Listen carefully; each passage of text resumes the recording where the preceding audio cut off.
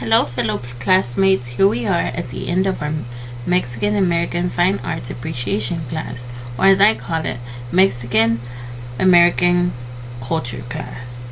This class has made an impact on my personal life. Being a Mexican American myself, / also Puerto Rican, this class has opened my eyes and a yearning of wanting to know more about all my cultures. We began this class with traditions, which included the celebrations of the Day of the Dead, quinceañeras, and even how piñatas came about. The Day of the Dead is a grand celebration of not just the dead, but the celebration of life. Not only does this celebration allow for stories to be handed down from generation to generation, allowing us to hear the sacrifices that were made, but also the secret recipes to our family cooking.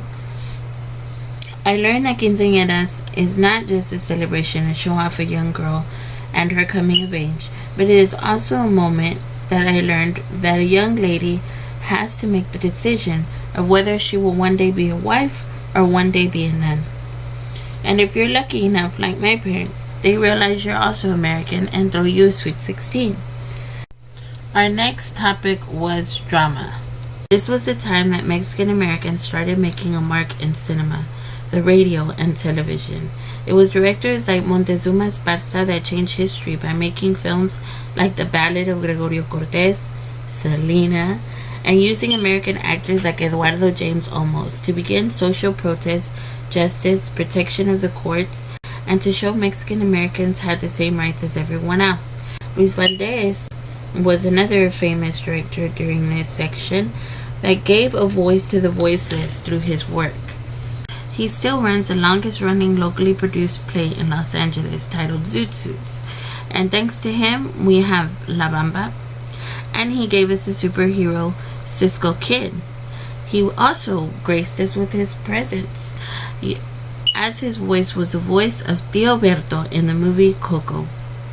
The most unique topic was painting, and you can't talk about Mexican artists without mentioning Eduardo Carrillo that brought us the mural Birth, Death, and Regeneration, and also the Tres Grandes, Diego Rivera, which brought us Man, Controller of the Universe, and David Cisquieros that brought us America Tropical, and Jose Clemente Orozco, which brought us Man of Fire.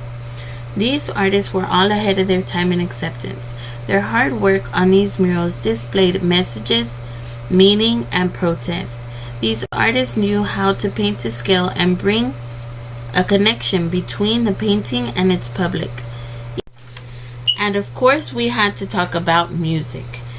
This topic was based on different forms and genres of music. For example, alabados, alabanzas, décimos, corridos, polkas, baladas, cumbias. But the most important genre to the Texan Mexican Americans was Tejano music, which included artists such as Selena and Emilio Navaira.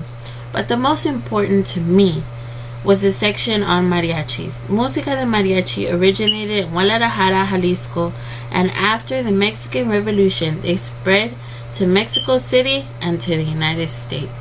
Thanks to Mexican American music, we have Mexican American artists such as Freddie Fender, Becky G, and Jenny Rivera.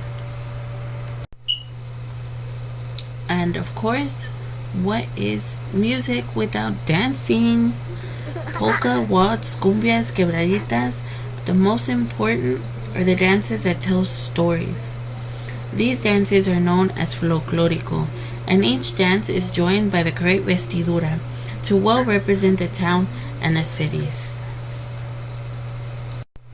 Well, class, we've reached the end. I hope I've done a great job at summarizing all the wonderful things that we learned in this class, but also that I have sparked your interest to want to get to know more of what this class is all about. Once again, our topics were tradition, drama, painting, music, and dancing. And I leave you with this, a little sneak peek of me singing with my mariachis back when I was 18 years old. Thank you very much for enjoying this video and participating with me.